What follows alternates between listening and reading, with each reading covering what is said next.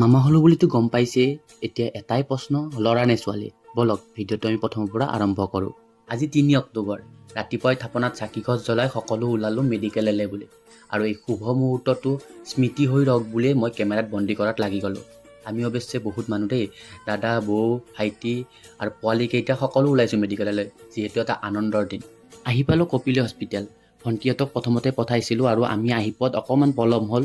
সেইকাৰণে ভণ্টিক অ' টি ৰুমত সোমালে। আমি এতিয়া লৰালৰি যাব লাগে ভিতৰত। আৰু দেখিছে এয়া হৈছে অ' টি ৰুম আৰু তাৰ কাষতে আমাৰ ৰুমটো। এতিয়া সকলো অলপমান চিন্তিত। এই পোৱালীকেইটাক দেখিছে নহয়, সিহঁতৰ পূৰা আনন্দ লাগি আছে, বেবী আহিব। তাৰ পিছতে খবৰ আহিল এটা ল'ৰা সন্তান হৈছে। এতিয়া সকলোৰে হাঁহি আৰু কাণত ফোন। মাকক ওলাই দিলে অলপ পিছত আৰু বেবীটো ওলাই দিলে। এয়া দেখিছে, এতিয়া হৈছে আইতা।